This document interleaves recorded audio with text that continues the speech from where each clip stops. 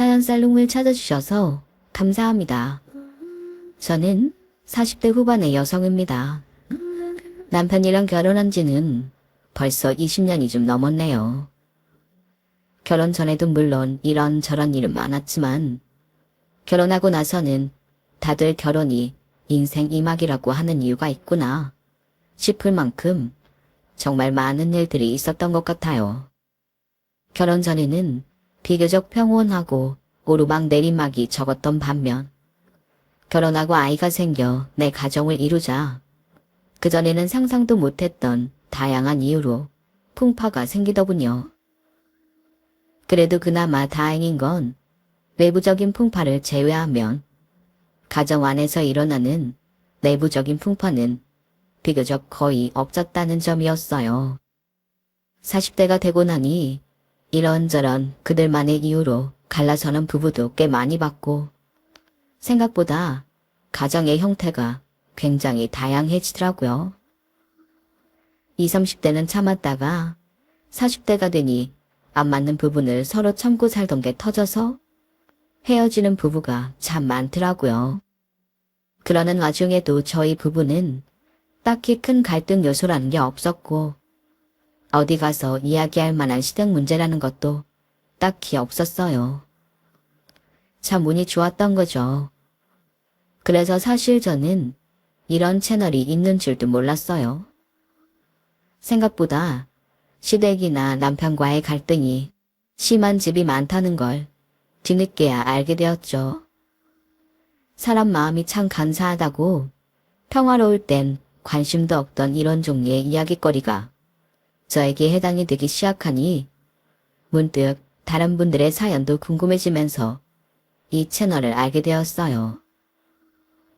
저는 결혼 정년기쯤 오랜만에 재회한 대학 동기를 통해 남편을 소개받게 되었어요. 그때만 해도 별로 연애를 해야겠다는 생각은 없었는데 소개도 안 받으면 대체 언제 결혼할 거냐는 부모님의 성화에 못 이겨 나가본 거였어요. 남편의 부모님은 두 분 다 공무원이셨고 남편은 당시 평범한 회사원이었어요. 호감형 인상에 키도 크고 시원시원한 성격에 첫 만남부터 예상보다 훨씬 마음에 들었어요. 친구도 남편이 성격이 참 괜찮다며 소개를 시켜준 거였고 워낙 흔한 멘트라 다는 믿고 다는 안 믿었었는데 정말로 그 성격이 참 마음에 들더라고요.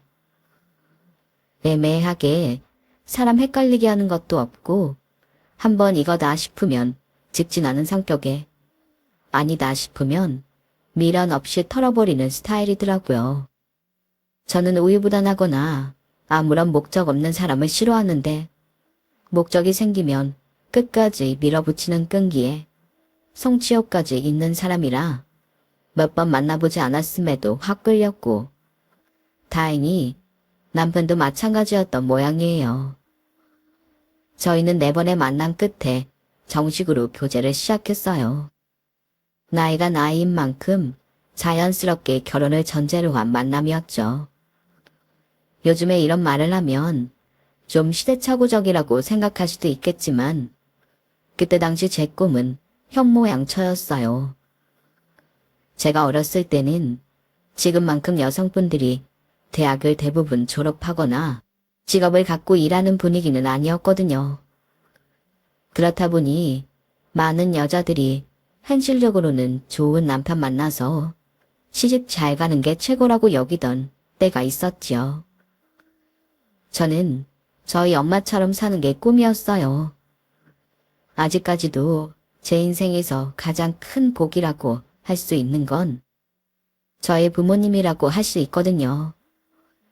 젊은 시절 사업을 크게 번창시키는데 성공하신 친할아버지의 재산을 물려받은 아버지 덕분에 유복하게 살았던 건 물론이고 엄마께서도 재산을 헛되이 쓰지 않고 사나운 땅값이 많이 올라 저의 유년 시절은 경제적으로 풍족하고 여유가 있었어요.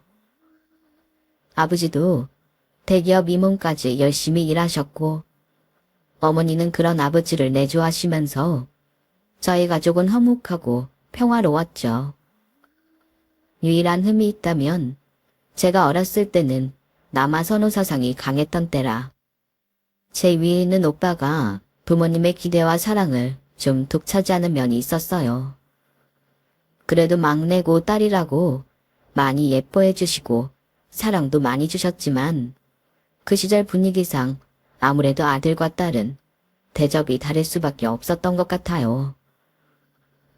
좀 서러울 때도 있었지만 그땐 주변 남자 형제를 가지고 있는 친구들만 봐도 다 비슷비슷하던 때라. 그게 그렇게 이상한 건 줄은 나중에 다 커서야 알았네요. 불행인 건지 다행인 건지 그래서 어릴 때도 크게 불만은 없었어요. 엄마께서 자리를 비우면 다 큰 오빠의 밥상을 제가 대신 차려야 한다던지 그런 부당하고 이상한 일도 많았지만 당시엔 잘 모르고 넘어갔어요. 남자 밥상은 무조건 여자가 차려야 하는 줄 알았죠. 아무튼 그런 데조차 오빠에게 별다른 유감은 없었어요. 앞서 말한 일들도 부모님께서 시켜서 하는 거지 오빠가 직접적으로 요구한 적은 없었고 오빠도 하나뿐인 여동생이라고 제게 가끔 용돈도 쥐어주고 했거든요. 나이 차이가 6살 정도 나서 그런지 다른 집 오빠들과 달리 저를 때리거나 한 적도 없었어요. 그래서 저는 그야말로 화목한 가정에서 잘 자랐다고 생각해요. 그런데 그렇게 오냐오냐 키웠던 것이 나중에 화근이 된 건지 오빠는 나이를 먹고 생각보다 부모님의 기대에 부응을 못하게 되면서 조금 심적으로 힘들었던 모양인지 약간 삐딱선을 타기 시작했어요. 본격적으로 그러기 시작한 때가 제가 결혼할 즈음이었죠. 직장 한 군데를 꾸준히 다니지 못하고 이리저리 방황하는 오빠에게 부모님이 가게를 차려주셨어요. 네가 할 줄 아는 거라곤 사무직일 뿐인데 회사 생활에는 영 적응을 못하니 네가 해보고 싶은 걸로 가게를 한번 열어봐라. 지원은 얼마든지 해줄게. 저는 당시 무용을 전공 후 문화센터에서 강사를 하고 있던 때라 막연하게 무용학원을 차려보고 싶다는 생각을 하고 있었거든요. 현모양처 외에 인생에서 처음으로 생겼던 꿈이었는데 현실적으로는 학원을 차리려면 부모님께 100% 지원을 받아야 하는 상황이라 바로 접어버린 지 얼마 안 된 상황에서 부모님이 선뜻 오빠에겐 가게를 차려주겠다고 해서 내심 부러운 마음이 있었어요. 하지만 저는 그때 남편과 결혼을 앞두고 있었고 아이를 낳고 가정을 꾸리면 가정에 집중하고픈 마음이 동시에 있었기 때문에 오빠라도 하고 싶은 일을 하고 살면 좋다고 생각하고 말아버렸죠. 그런데 오빠가 사고를 치기 시작한 건 그 가게를 차려준 이후부터였어요. 미선아, 잘 지내지? 엄마, 안 그래도 전화 한번 드리려고 했는데 엄마는 별일 없으시죠? 별일이 없었으면 좋겠다만 내가 진짜 성훈이 때문에 미치겠다. 왜요? 오빠가 또 못하겠대요? 애가 왜 이렇게 진득한 맛이 없는지 뭐 하나 시작했으면 끝장을 봐야 하는데 좀 안 된다 싶으면 바로 접고 다른 거 하겠다고 난리를 치니 내가 제명에 못 살겠다 정말. 오빠는 정말로 하고 싶은 게 있다기보다는 그냥 부모님이 차려주신다고 하니 그때 관심 있는 종목에 뛰어든다는 느낌으로 장사를 했어요. 그러니 유행이 꺾이고 매출이 떨어지는 것 같으면 금세 흥미를 잃어버리곤 했죠. 문제는 오빠가 장사를 해서 본전도 못 뽑은 상태에서 늘 일을 관뒀다는 거였어요. 두 번째 차렸던 치킨집까지는 장사를 접어도 어쩔 수 없지라는 분위기였는데 세 번째로 새로운 장사를 시작하겠다고 했을 때는 집안 전체 분위기가 안 좋아졌을 정도로 부모님께도 부담이 되는 상황이었어요.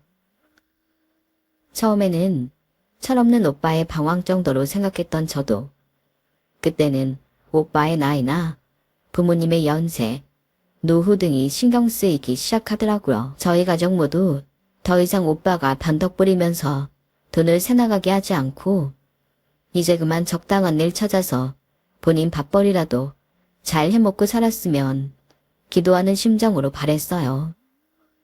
하지만 오빠는 이상한 고집으로 끝내 3번째 장사를 포기하지 않았어요.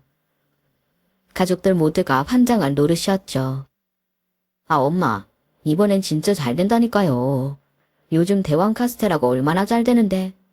요즘 다 그거 줄 서서 먹는다고 난리예요. 난리다. 진짜 딱 한 번만 더 믿어주세요. 내가 다 듣고 본 게 있어서 이러는 거라니까요. 너는 정말 우리 재산을 그렇게 말아먹어 놓고도 그런 말을 한 낯짝이 있는 거냐? 호심머리 없는 놈. 아무튼 이번에 절대 안 돼. 아빠. 진짜 거리에 줄 선 거 못 보셔서 그래요. 젊은 애들이 요즘 그거 못 먹어서 환장한다니까요.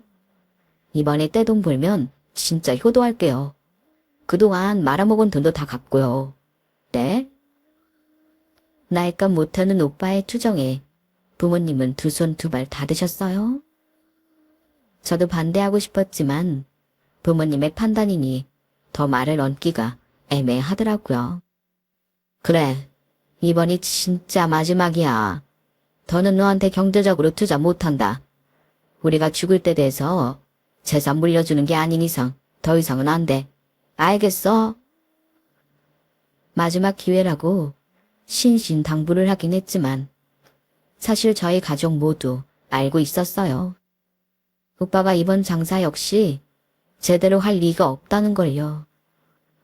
역시나 대왕 카스테라는 심하게 유행을 타는 종목이었고 처음에는 좀 버나 싶더니 유행이 저물면서 자연스럽게 폐업의 길로 접어들게 됐어요.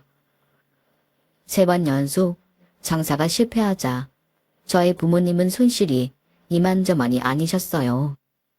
더 이상은 경제적 지원을 해줄 수 없었고 오빠가 일자리를 구하기 바랬지만 오빠는 장사와 마찬가지로 일자리를 잡아도 뭘 하나 제대로 하는 게 없었죠. 아니, 오히려 장사를 하며 사장으로 직원들을 부리는 일만 하다가 남 밑으로 들어가서 하려니 영 적응이 안 되는지 예전보다 부적응이 더 심해진 것 같았어요. 야, 미선아, 김서방 돈 좀 버냐? 뭐? 오빠는 오랜만에 연락 와서 그게 할 소리야. 왜? 동생한테 이런 말도 못해? 당연하지. 내가 아무리 오빠 동생이라지만 나도 이제 엄연히 결혼했고 가정이 있는 사람이야. 그렇게 편하게 수입 물어보는 건 신뢰라 생각되는데 그럼 네가 일을 하던가. 너는 좋겠다. 여자라 일 안 하고 남편 등골이나 빼먹어도 돼서. 뭐, 그게 무슨 소리야. 여자들은 공부 안 하고 남편만 잘 만나면 평생 먹고 살 수 있잖아. 집에서 하루 종일 빈둥빈둥 놀다가 빨래하고 청소하고 요리하면 그만 아니야? 그렇다고 혼자 하는 것도 아니고 남편도 가끔 돕겠지? 난 있잖아. 요즘 네 인생이 제일 부럽다. 오빠가 뭔데 내 인생을 그렇게 쉽게 판단해? 나도 나한테 처음으로 생겼던 꿈 오빠 때문에 접었어. 부모님한테 지원 부탁해볼까 생각까지 들었을 정도로 꽤 진심이었는데 오빠가 직장 그만두면서 안 그래도 오빠한테만 쏠리던 경제적 지원이 규모가 더 커져서 그리고 솔직히 편하게 산 건 오빠 쪽에 더하지 않아? 나는 결혼 전까진 성실하게 열심히 일했어.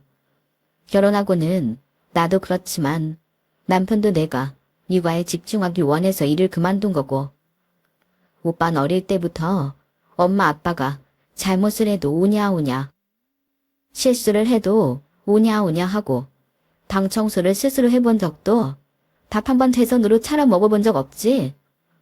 도대체 그동안 엄마 아빠가 인간대로고 공부시켜준 건 다 어디로 가고 이렇게 망나니가 됐어? 솔직히 오빠 장사 세원 말아먹고 우리 집 재산 절반 이상 말아먹는 동안 나는 오빠한테 불평 한 번 안 했어. 오빠도 오빠 나름대로 힘든 점이 있겠거니 싶어서. 근데 오빤 뭐야?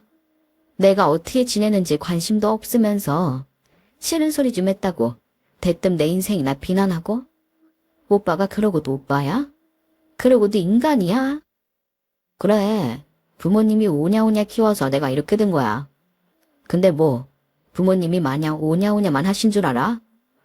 내가 장남이니까 똑똑해야 된다고 집안을 더 일으켜 세워야 한다면서 괜한 욕심부려서 부담감 팍팍 준 게 우리 부모님이야.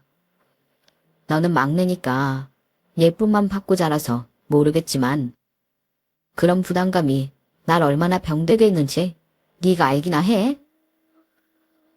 기가 막혔어요. 싸우던 당신 아이가 40이 넘어가던 양반이 그런 소리나 하고 있으니 얼마나 어이가 없었겠어요. 오빠가 애야? 나이가 몇인데 아직도 부모 탓 원망이나 해. 우리 부모님만큼 경제적으로 여유 있고 사랑으로 풍족하게 키워주신 분들이 어딨다고. 난 오빠에 비해 덜 받고 자랐어도 우리 부모님 하는 분들 없다고 생각해. 오빠가 양심이 없는 거지. 제발 이제 그만 가족들 속 좀 썩이고 정신 좀 차려. 저는 그날 오빠와 연을 끊기 직전까지 심하게 싸웠어요.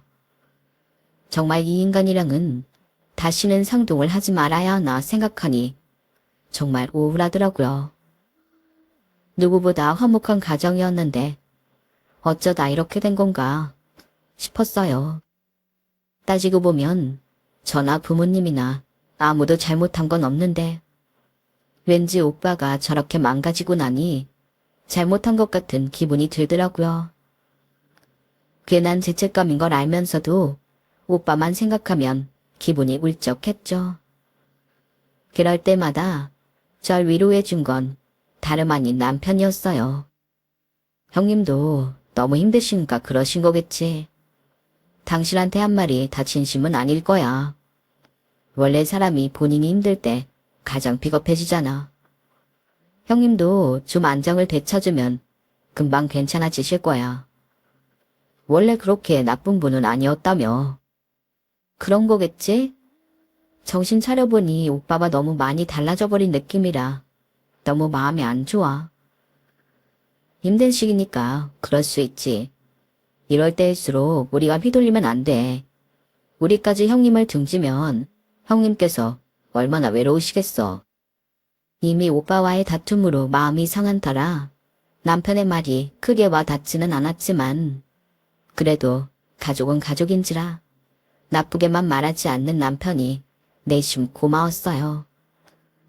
남편은 그날 이후로 장인 장모님도 신경이 쓰인다며 아들이 못하는 효도까지 지극정성으로 대해주기 시작했어요. 오늘 장인 장모님한테 소고기 좀 보내드렸어. 도착하면 바로 구워 드시라고 해.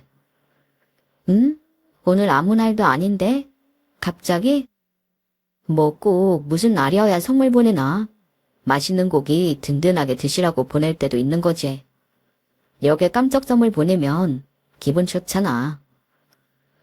고마워. 안 그래도 어제도 오빠가 엄마한테 행패 부려서 속 좀 썩었다는데. 너무 좋아하시겠다. 나는 시댁 이렇게 못 챙기고 있는데 너무 잘 챙겨주는 거 아니야? 에이, 아니야. 요즘 애들 말로 뭐라더라? 효도는 셀프래.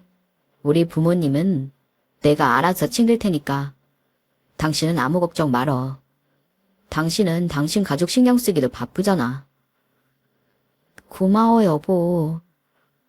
힘든 시기에 든든한 버팀목이 되어주고 알뜰살뜰 저희 가족을 챙겨주는 남편에게 유독 많이 의존하게 되었던 것 같아요.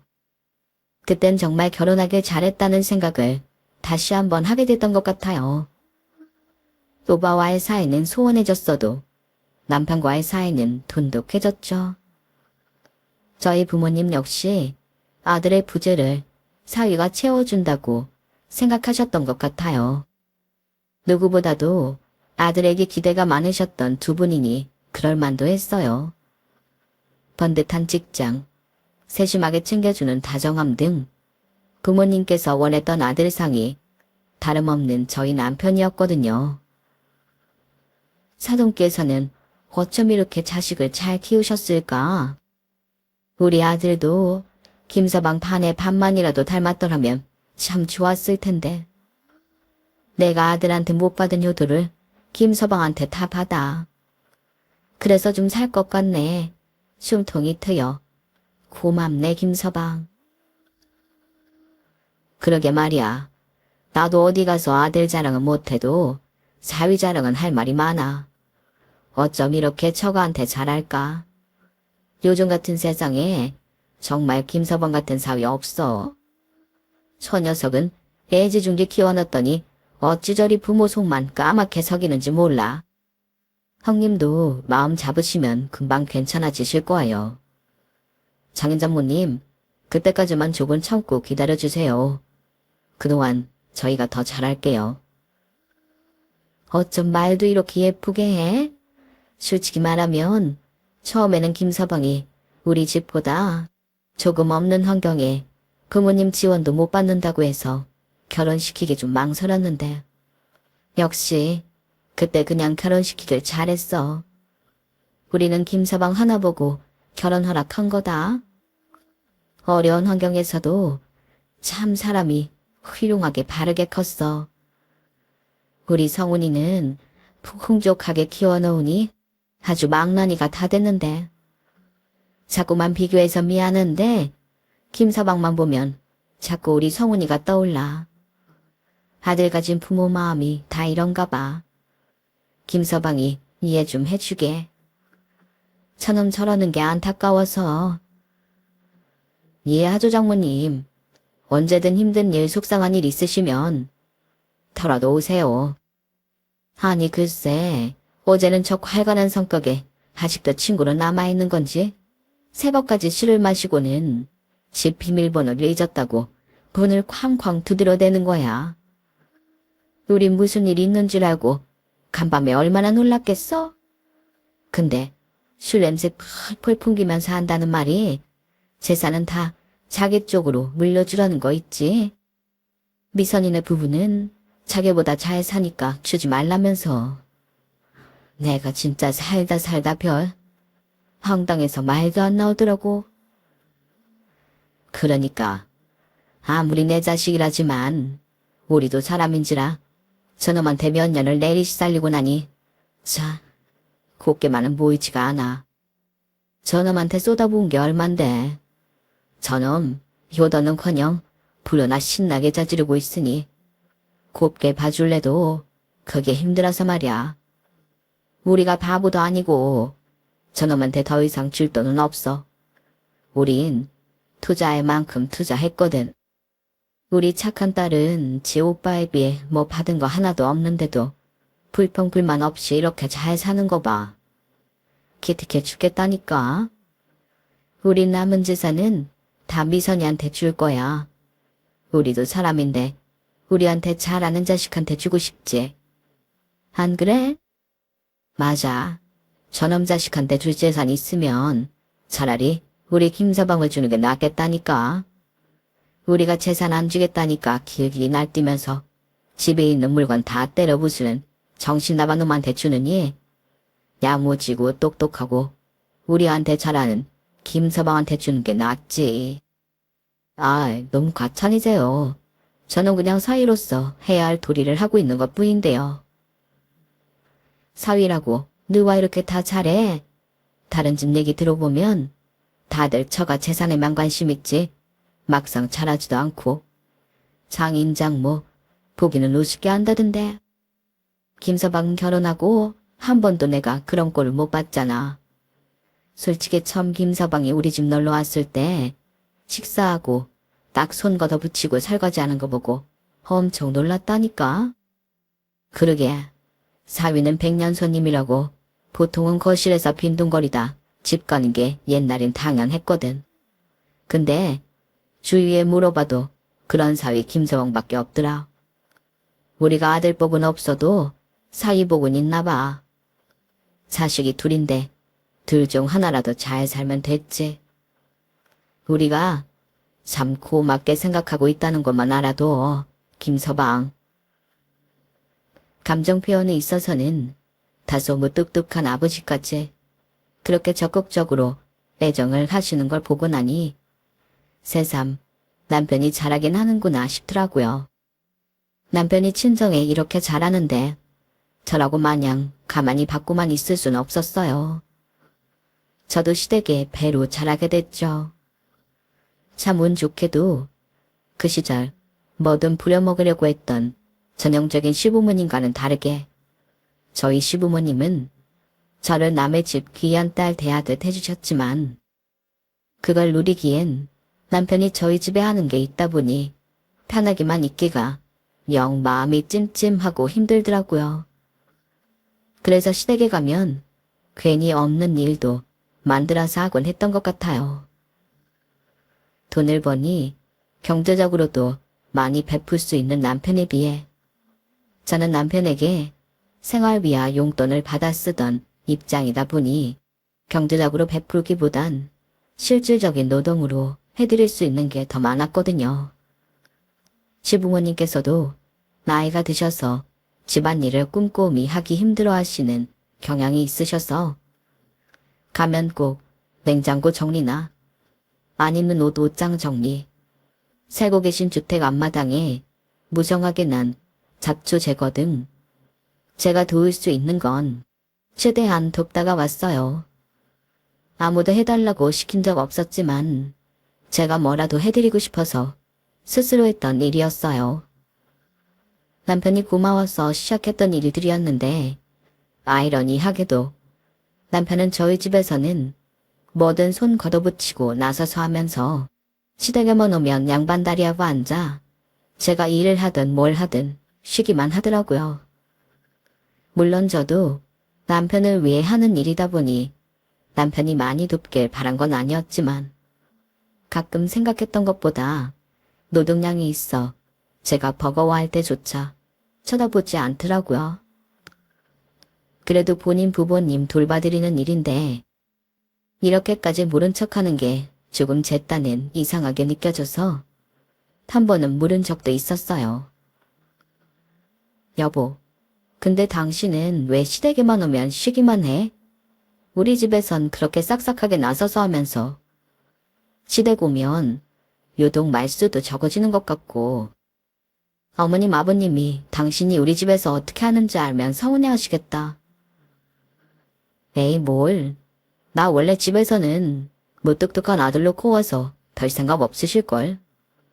그리고 우리 집은 잘 사는 것도 아니지만 딱히 우환이랄 것도 없잖아.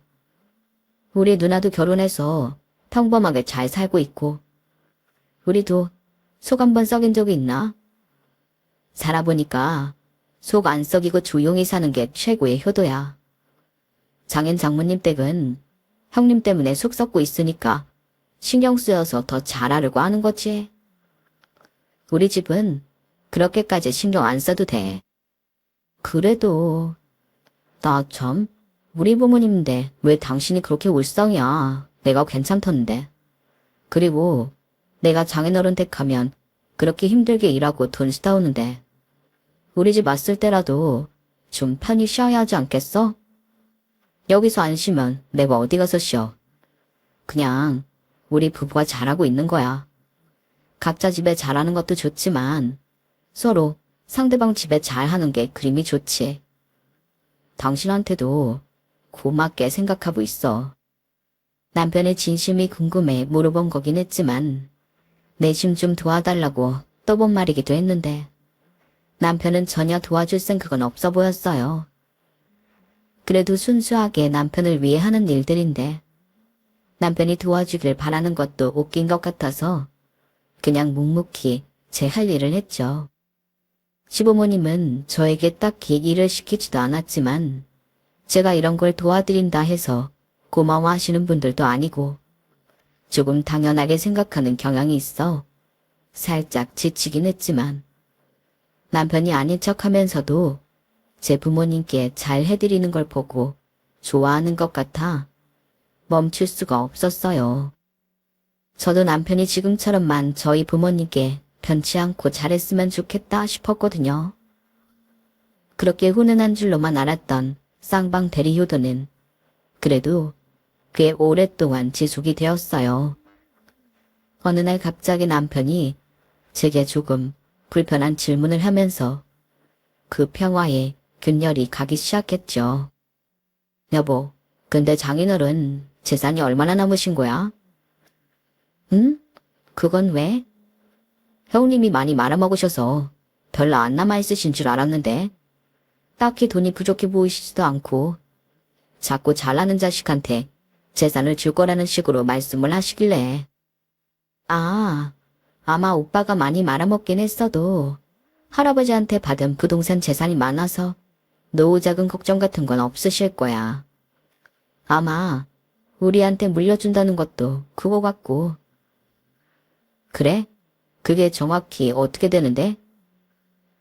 글쎄, 오빠가 말아먹기 전엔 대충 알고 있었는데 지금은 뭐 얼마나 있으신지 모르겠는데 근데 그건 왜 궁금해해? 우리 부모님이 그냥 하는 소리일까봐?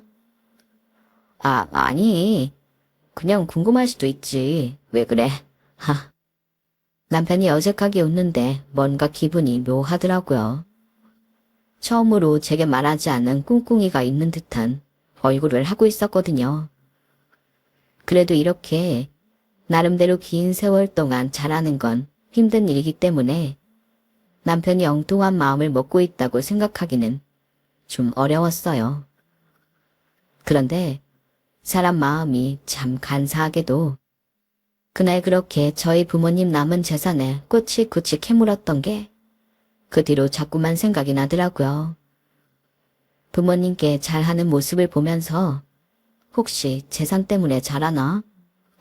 시부모님께는 심드렁한 게 혹시 받을 재산이 없어서 그런가? 한번 의심의 싹이 트기 시작하니 근거도 없는데 걷잡을 수 없이 커져만 가는 기분이었죠.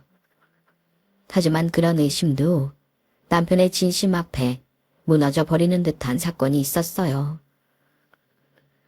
여보, 좀 있으면 장모님 생신이시잖아. 이번에 장인어른이랑 같이 유럽 여행 한번 보내드리는 거 어때? 응? 유럽 여행? 나야 좋지.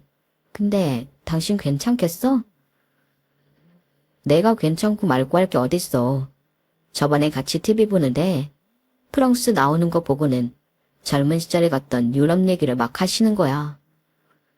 신나게 말씀하시는데 아련해 보이기도 하고 지금은 체력이 안 돼서 못 가겠다고 하시는데 우리가 보내드리면 그래도 못 이긴 척 갔다 오시지 않을까 싶어서.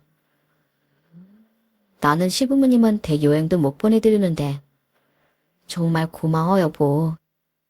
에이 고맙긴. 장모님도 장인어른도 날 정말 아들처럼 대해주시는데 이 정도는 해드려야지. 유럽 여행이면 적은 돈도 아닌데 그걸 선뜻 저희 엄마 생신에 선물해드리겠다는 남편을 보며 남편의 순수한 인도를 괜히 의심한 스스로에게 실망하고 죄책감을 느꼈어요. 생각해보면 오빠 때문에 힘들었을 때 제게 힘이 되어주기도 했고 부모님께 오빠의 빈자리를 대신해 아들 노릇을 해준 고마운 남편인데 고작 남은 재산 물어봤다고 그동안의 진심을 다 왜곡해버린 것 같아 너무 미안하더라고요. 그래서 하루는 남편에게 서프라이즈 이벤트를 해주기로 결심을 했죠. 요즘 들어 남편이 야근이 잦아 흰 일을 거르는 때가 많다고 해서 영 신경이 쓰이던 참이었거든요. 사무실이 많이 건조해서 힘들다고 했던 것도 생각나서 작은 가습기도 챙기고 3단 도시락통을 꽉꽉 채운 육첩 반상 도시락과 함께 곧 있을 남편 생일로 미리 돈을 모아 사뒀던 명품 지갑을 챙겨 남편의 회사로 갔어요. 예전에도 남편이 야근을 할 때 회사에 간 적이 있어 길은 익숙했죠. 남편의 사무실 앞에 사원증을 찍고 들어갈 수 있는 구조라 사무실 앞에서 남편에게 전화를 걸었는데 통화 중이라는 음성이 뜨고 전화를 안 받더라고요.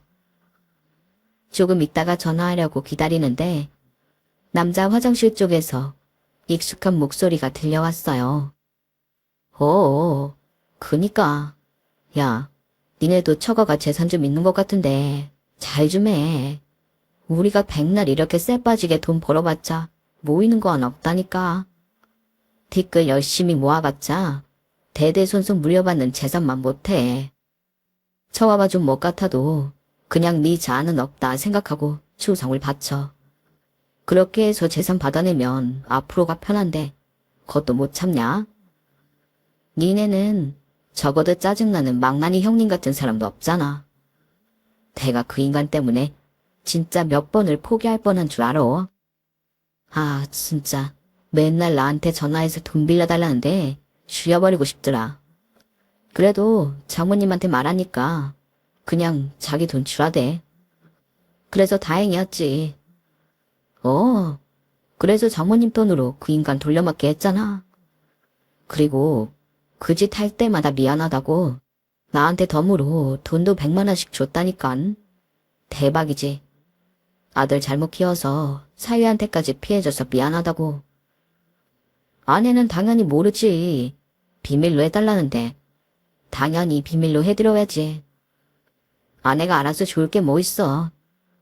나는 귀찮은 망나니 떼내고 그럴 때마다 100만 원씩 받고 그 돈으로 효도해서 환심 사고 이보다 더한 선순환이 어디냐. 최근에는 나한테 남은 재산 주기로 약속까지 하셨다니까. 어차피 나한테 주는 게 딸한테 주는 거랑 똑같은 것 같다면서. 대박이지? 아우, 나 이 재산 받으면 이혼하고 어디 젊은 여자나 좀 꼬셔볼까 봐. 재산 많다 하면 들러붙을 멍청한 여자애들 많을 텐데. 아내? 아내는 아무것도 모르고 우리 집에 충성하고 있는 게 좀 미안하긴 한데. 어쩔 수 있나. 세월이 이렇게 흐르니 사랑은 개뿔. 자식같이 키운 전우애밖에 안 남았다.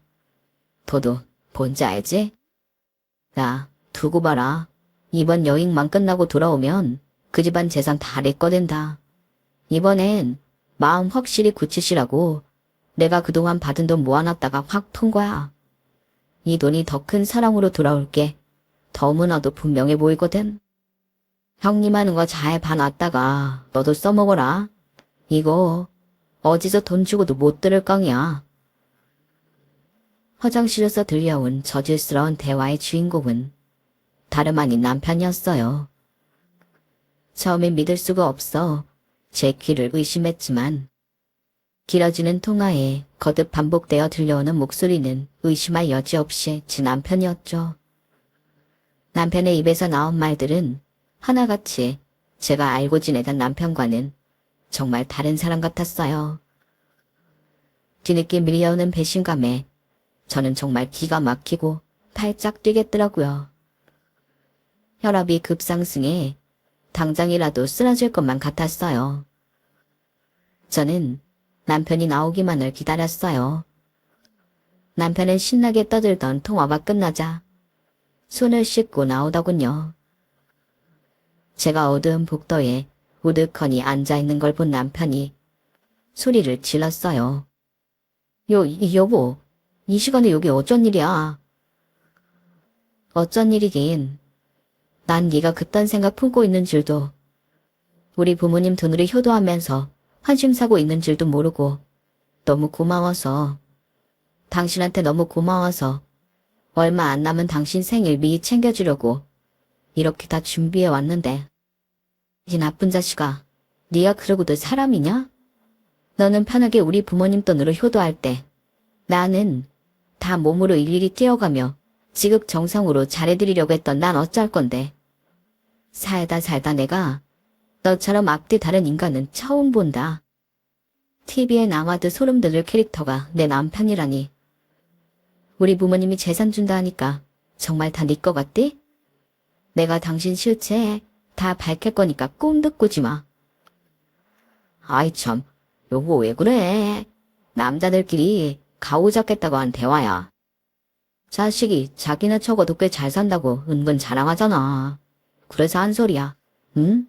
오해하지 마 제발. 오해는 무슨 오해. 녹음 다 떴는데.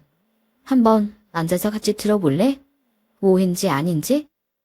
너는 이제 죽도 밥도 없는 줄 알아.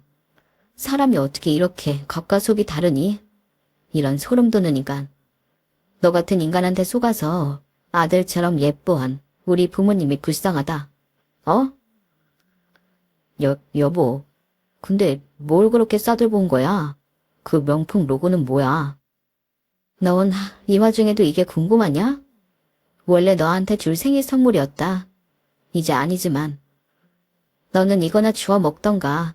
맨날 집에 와서 배고프다 징징대지 말고.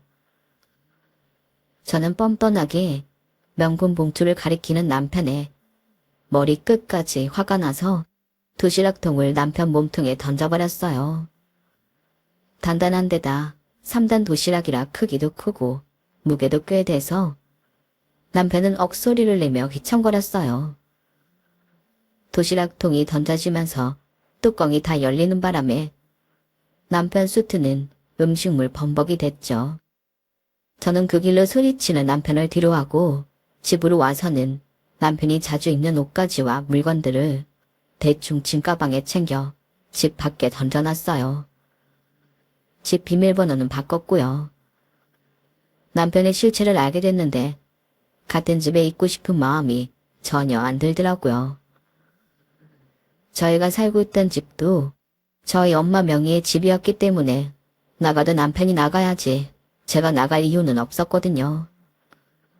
부모님께는 당장 남편의 실체를 밝히고 싶었지만 남편이 보내드린 유럽 여행을 한참 즐겁게 하고 계셨던 때라 여행의 즐거운 분위기를 망치고 싶지 않아 때를 기다렸어요.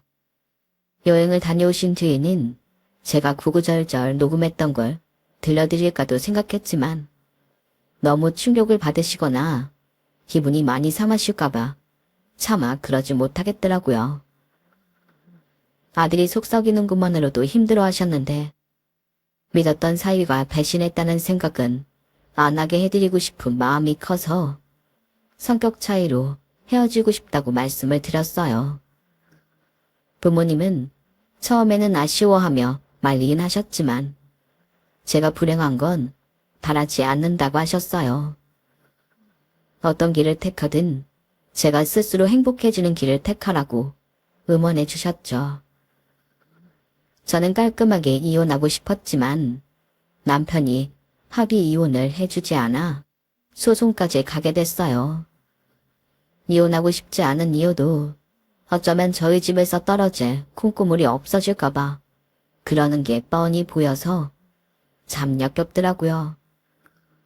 이혼 소송 과정에서 남편은 취할 대로 취한 행보를 보였고 결과적으로 말씀드리면 저희 부모님도 그때 남편에게 남아있던 좋은 감정들을 차차 정리하셨던 것 같아요.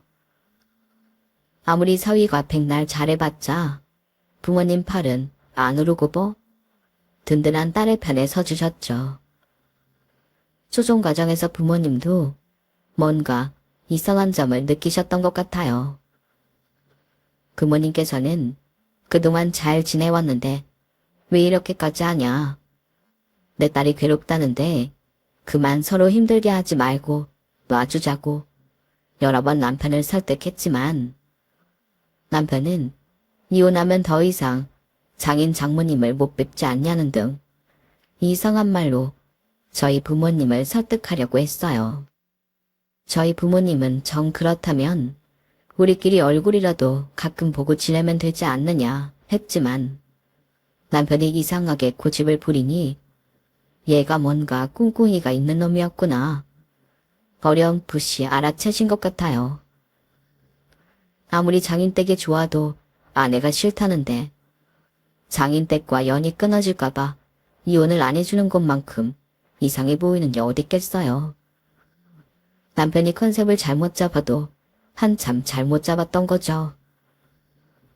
그 이후에도 남편은 유럽 여행으로 그동안 열심히 받아다 기껏 모은 돈까지 날려버리자 아깝다고 생각했는지 저희 부모님께 몇 푼이라도 더 뜯어내려고 자꾸 연락을 시도하는 것 같았어요. 부모님도 그걸 불편하게 생각하셨고 저는 어차피 이제 끊어진 인연이니 예전처럼 아들로 생각하지도 말고 칼같이 거절하시라 하고 남편의 모든 연락처를 부모님 휴대폰에서 차단시켜버렸어요. 부모님도 딸과 헤어진 사위에게는 더 이상 경제적 지원까진 해줄 생각이 없으셔서 다행이었죠. 그동안 이런 식으로 콩고물 떨어질 것만 기대하고 저희 가족 모두를 속여왔다고 생각하니 자다가도 괘씸하고 분해서 잠이 확 달아나더라고요. 하루에도 몇 번씩 생각하면 울컥했어요. 더 늦기 전에 알게 되어 천만 다행이긴 했지만요. 저는 이혼한 이후로는 학습지 교사 일을 구해서 하고 있어요. 적지만 제가 번 돈으로 부모님께 맛있는 것도 사드리고 좋은 옷도 사드리고 하니 기분이 되게 좋더라고요. 이런 맛에 돈을 버는 건가 싶기도 했고요. 경제권이 나에게 있는 행복을 이제라도 알게 되어 참 다행이다 싶어요. 그동안 남편에게만 기대어 돈을 받고 살아왔던 삶이 조금 아깝긴 하지만 어쩌겠어요. 지금부터가 제 인생의 산막이라 생각하니 그리 나쁘지만은 않은 것 같네요. 더 열심히 효도하며 저도 잘 살아보겠습니다. 응원해주세요. 제 이야기는 여기까지입니다. 항상 여러분께 행운이 가득하길 바랍니다. 여러분, 사연 댓글에 응원과 현명한 조언 부탁드려요. 좋아요와 구독은 저에게 큰 힘이 됩니다. 오늘도 좋은 일 가득하세요.